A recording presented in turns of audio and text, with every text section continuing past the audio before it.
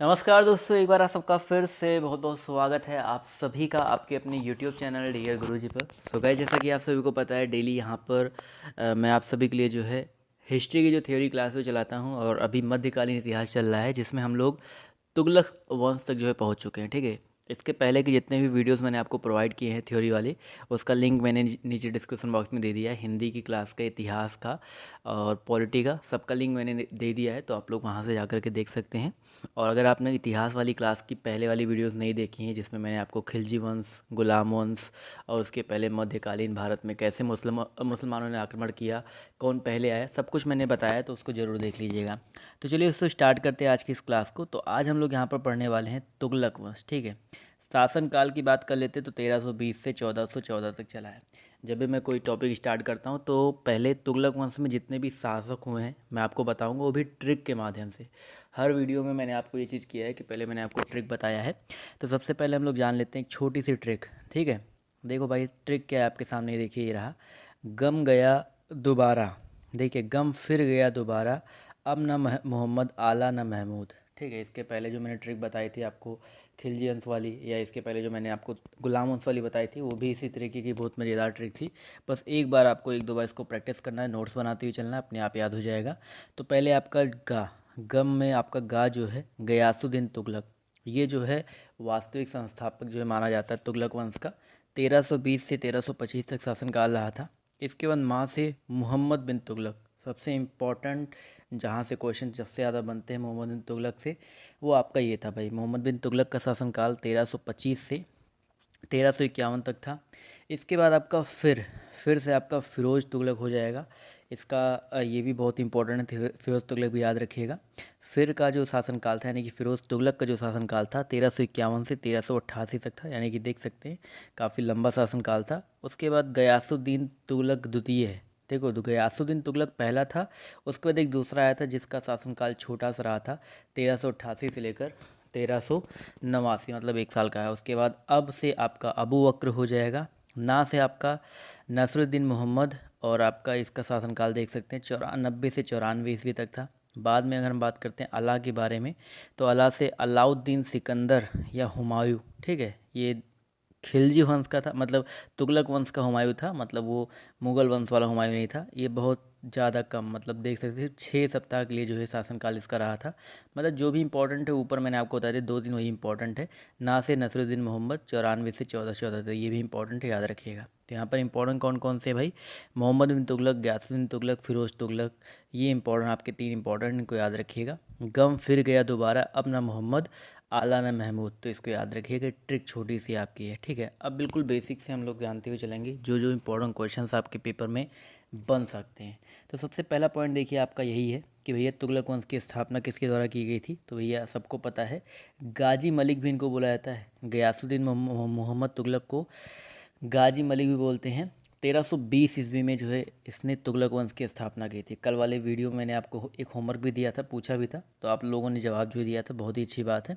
इसके अलावा सल्तनत काल में नहरों का निर्माण तथा डाक व्यवस्था का आरंभ करने वाला पहला सुल्तान कौन था। तो ये भी कौन था भाई, गयासुद्दीन तुगलक था। तो गयासुद्दीन तुगलक के जो भी क्वेश्चन बन रहे हैं आपको यहाँ पर इसको देखते हुए चलिएगा कि गयासुद्दीन तुगलक ने तुगलक वंश की स्थापना, किसका नाम गाजी मलक था, नहरों का निर्माण हो गया, डाक व्यवस्था का आरंभ जो है इसी ने स्टार्ट किया था।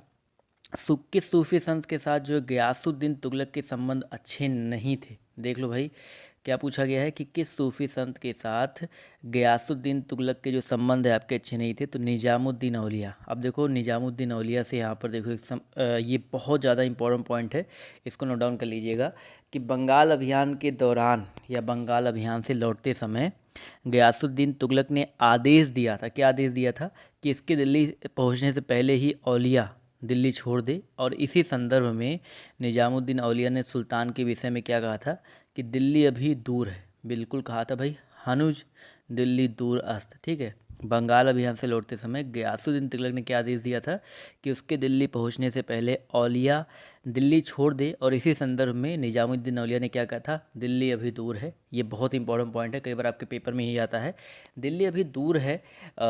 ये जो किसने कहा था, तो निजामुद्दीन औलिया ने कहा था। इसके बाद यहाँ पर देखिए, दिल्ली सल्तनत का सबसे विद्वान सुल्तान कौन था। देख सकते हैं भाई, दिल्ली सल्तनत का सबसे विद्वान सुल्तान मोहम्मद बिन तुगलक था। बहुत ज़्यादा इंपॉर्टेंट शासक है, यहाँ से क्वेश्चन, इससे बहुत क्वेश्चन बनते हैं। तो यहाँ पर देख सकते हैं भाई, मोहम्मद बिन तुगलक के कुछ कार्य मैं बता देता हूँ।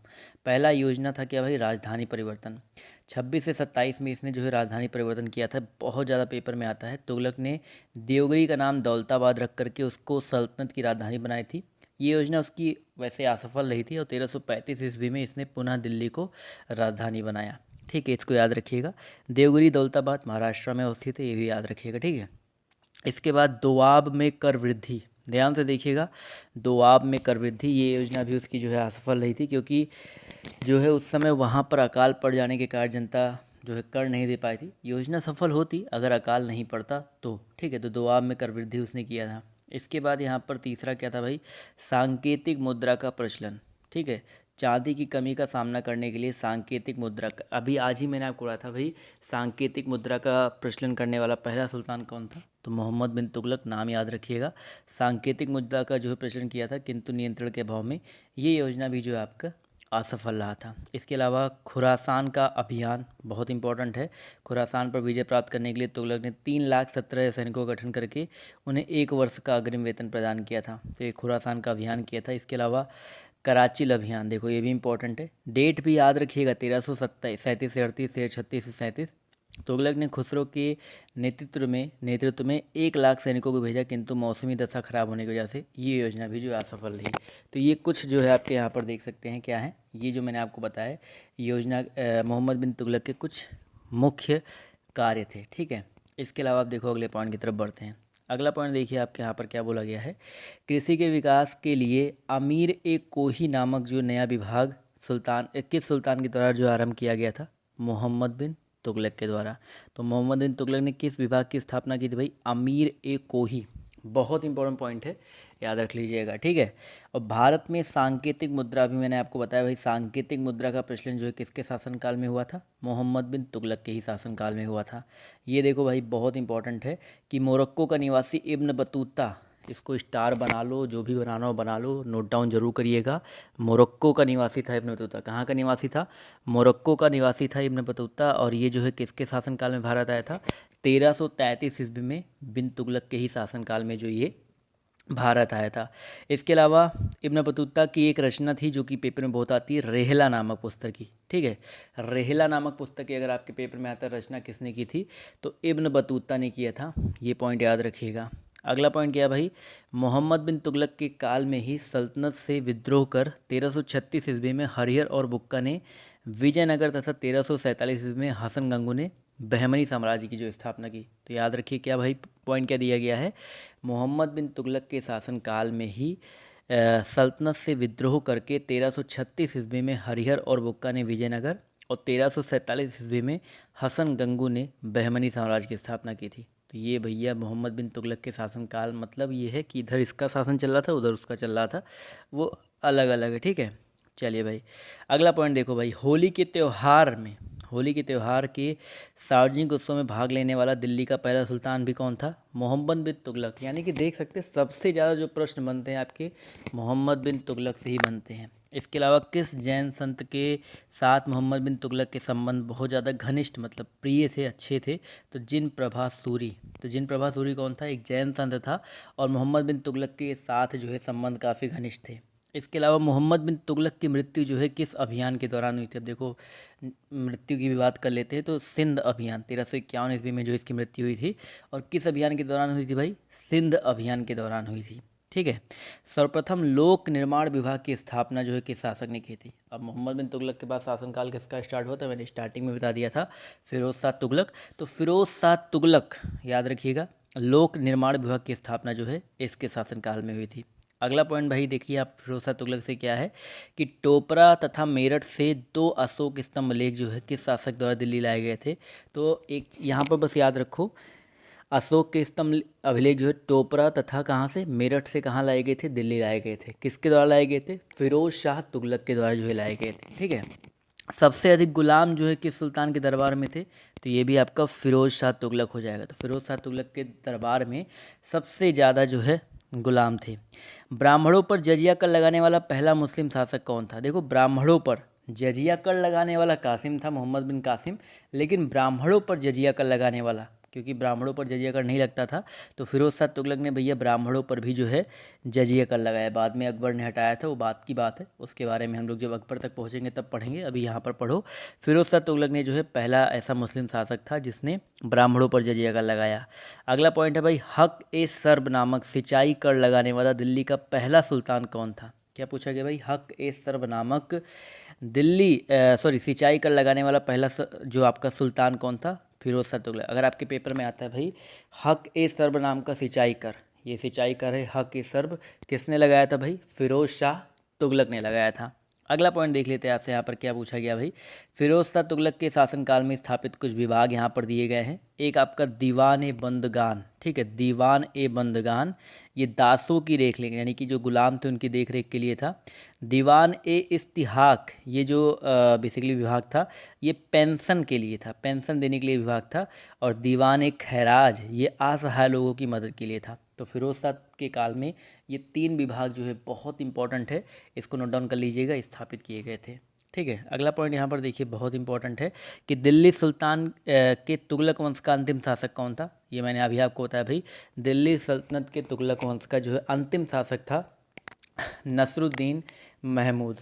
तो यहाँ पर हमने क्या क्या पढ़ा भाई, स्टार्टिंग मैंने आपको एक ट्रिक बताई, ट्रिक आई होप आपको याद हो गया होगा, नहीं याद हुआ तो एक बार इसको वीडियो को जो है अच्छे से एक बार रिपीट करके जो है देख लीजिएगा। इसके अलावा मैंने आपको जो है जितने भी तुगलक वंश में जितने भी इम्पोर्टेंट शासक हुए, मेन इंपॉर्टेंट तो आपके भैया वही थे, फिरोज शाह तुगलक, मोहम्मद बिन तुगलक और आपके स्टार्टिंग के वही तीनों थे, बस उनको याद रखिएगा। और जितने भी उनसे कभी क्वेश्चन आपके पेपर में नहीं बनता, ठीक है। इसके अलावा यहाँ पर एक बहुत इंपॉर्टेंट पॉइंट याद रखिएगा कि नसरुद्दीन महमूद के शासनकाल में मध्य एशिया के महान सेनानायक तैमूर ने जो है 1398 ईस्वी में भारत पर आक्रमण किया था, ठीक है। वो नसरुद्दीन महमूद, वो भी तुगलक वंश का ही शासक था। पॉइंट जो है याद रखिएगा, ठीक है। तो यहाँ पर इतनी जो चीज़ें हैं आप लोग को याद रखना है।